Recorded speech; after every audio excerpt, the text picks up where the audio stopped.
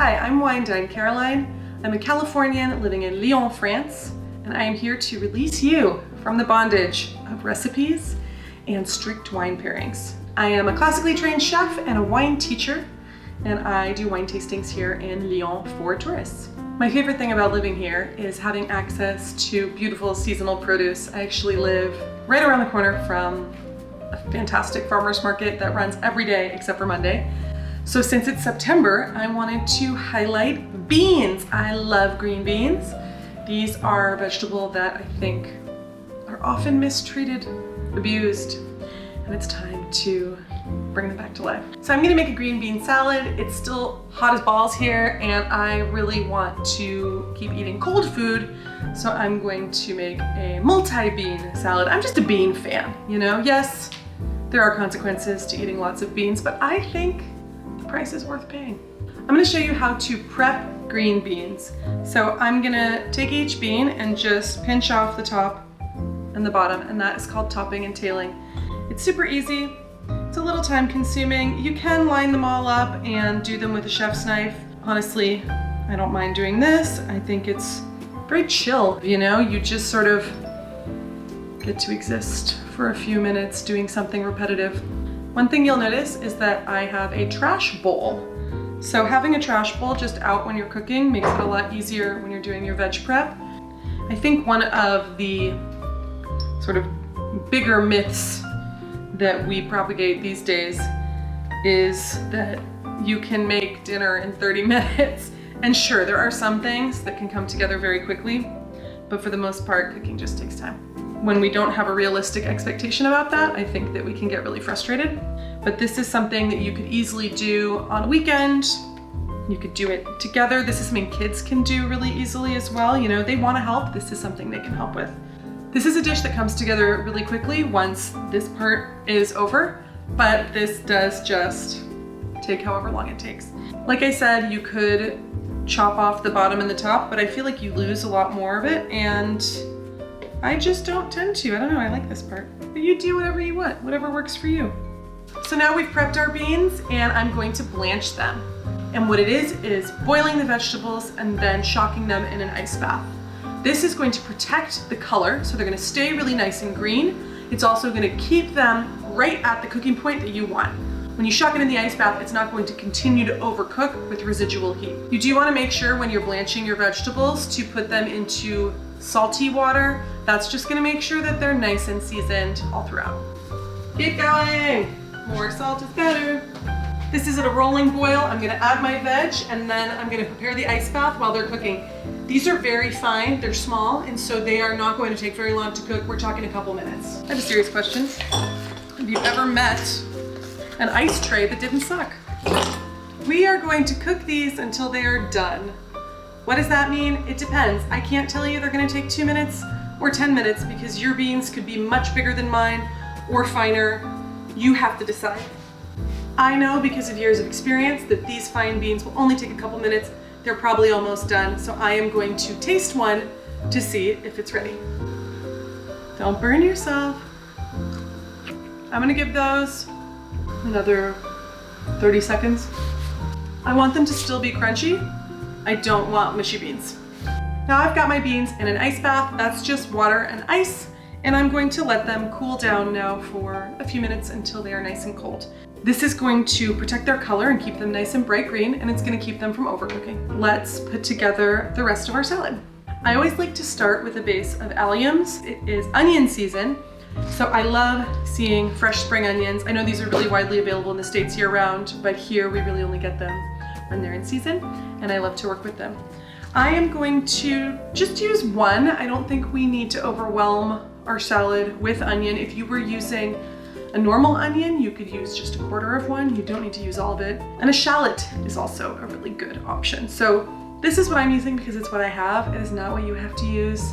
I think allowing yourself a little bit of freedom to mix it up with what you have access to, with what's available, what you like, will allow you to be a much more confident cook. To prep my spring onion, I'm actually gonna remove the top, and I'll save that for later and treat it kind of like herbs. When we're dicing onions, they can kind of fall apart, and that is not really helpful. So we're gonna keep the root end intact. I did not chop off the root. I'm gonna use that to basically keep it all together while I'm cutting it. And this is really small, so I don't need to go in at horizontal. I'm just gonna go straight down. I'm gonna pull my knife through and then cut across. I'm trying to keep it consistent and small, but you know, we all do our best. I did go to culinary school and I've worked in restaurants and in catering, but I worked in the pastry kitchen, and so I never had the experience of chopping 600 onions a day, and so I still just cut pretty much like a normal person. When we work with raw onion, you can really get like onion breath, and nobody likes onion breath, so what I like to do is treat my onion beforehand. In this case, I'm going to soak it in a little bit of lemon juice. But let's back up a little bit, because before I cut into this lemon, I really want to make the most out of it, so I'm going to give it a little bit of zest too, which I think will make our salad really lovely. I don't need to do the whole lemon. The point is not lemon, it's just a little bit of extra flavor. If you don't have a microplane, you need one. They are awesome. I'm gonna start with half a lemon, and then later I will taste my food and see if it's good. While we're soaking our onion in lemon juice, you could also use vinegar, and it's really important to also add salt. Green beans are the star of this salad, but we're also gonna put in some lovely canned white beans. I love canned beans because they're easy, they're cheap, and they are delicious. I'm generally of the opinion that more is more. So I'm gonna always try to add nuts or seeds to my salads. I wanna add lots of herbs for freshness. And in general, you can kind of play with it. Right now, we're gonna put in sesame seeds. I have a metric ton of these that I brought back from Cairo in January, and I really need to move through them. So we're gonna douse it in sesame, but you could just as easily use chopped almonds or walnuts, any kind of nut. We're also gonna add herbs. I have parsley, dill, and mint. And of course, we still have our green onion tops. And then my favorite little sort of secret ingredient is feta. I put feta on everything because it's salty and delicious. And we can't have a salad without high quality olive oil. I'm using a Greek olive oil that is really, really delicious, but you just wanna get good olive oil. This is worth spending money on. So I'm gonna add my beans, mix those up with our little lemony onion.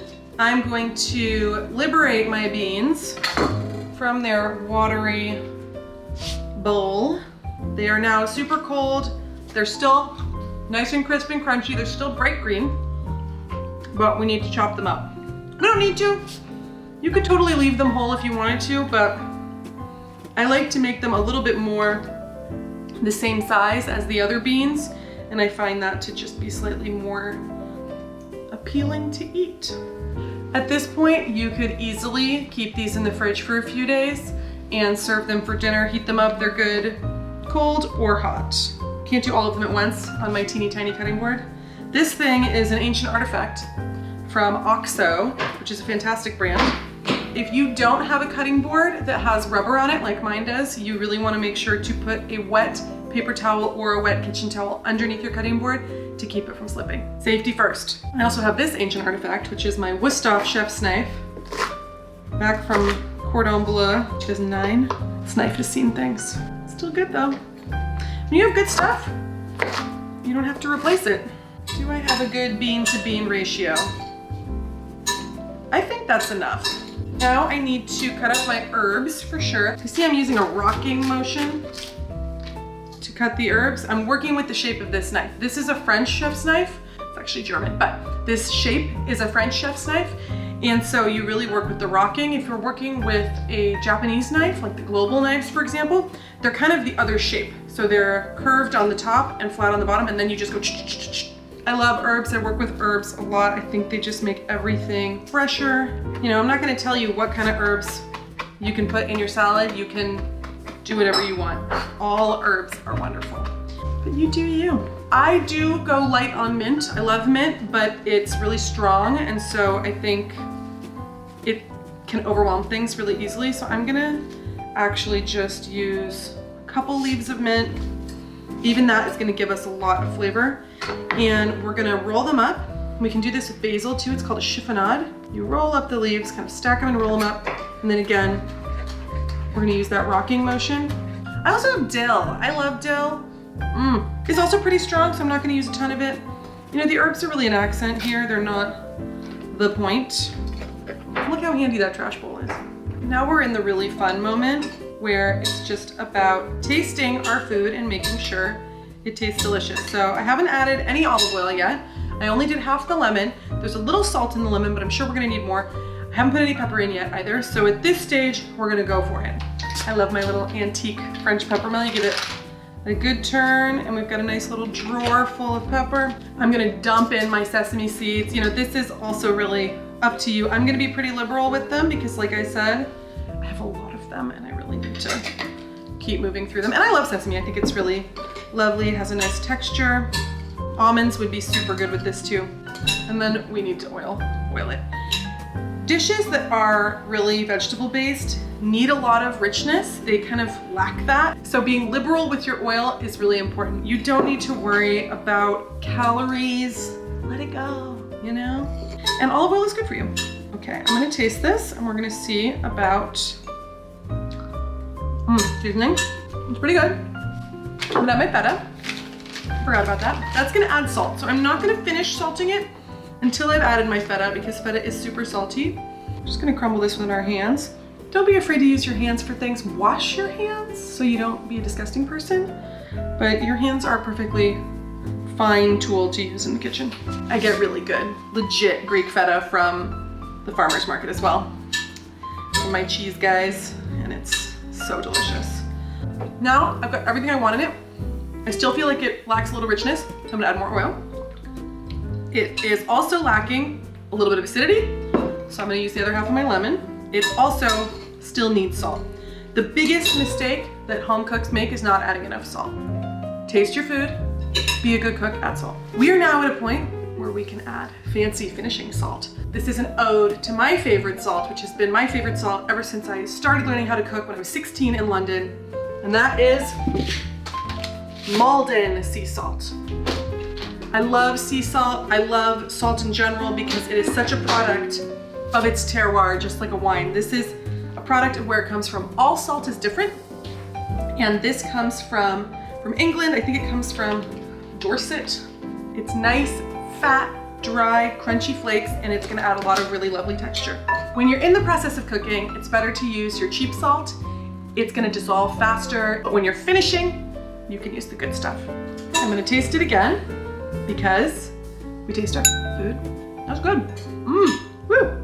It's definitely got sharpness from the lemon, but I really like that. I love the crunchy sesame, and it's nice and salty. The beauty of a salad like this is that it's gonna last for a few days and you can keep adding to it. So this is gonna be delicious on its own with a slice of bread, but what I'm gonna do today is actually serve it with some really nice canned tuna. I'm super spoiled, and my fiance owns a wine shop where they also sell some little bits and bobs, and they sell this stuff, the Ortiz canned tuna. I can tell you, as a lifelong canned tuna lover, I've never had anything quite like this. We're gonna be extra today and make it all pretty for the internet. You know I don't do this. Normally I would just stand here, eat it with a spoon at the counter like a monster. Look at that. This comes in like actual like fillets. Oh my God, it's so nice. This is an olive oil. You could absolutely use tuna in water, but I think in this capacity, oil is a little nicer.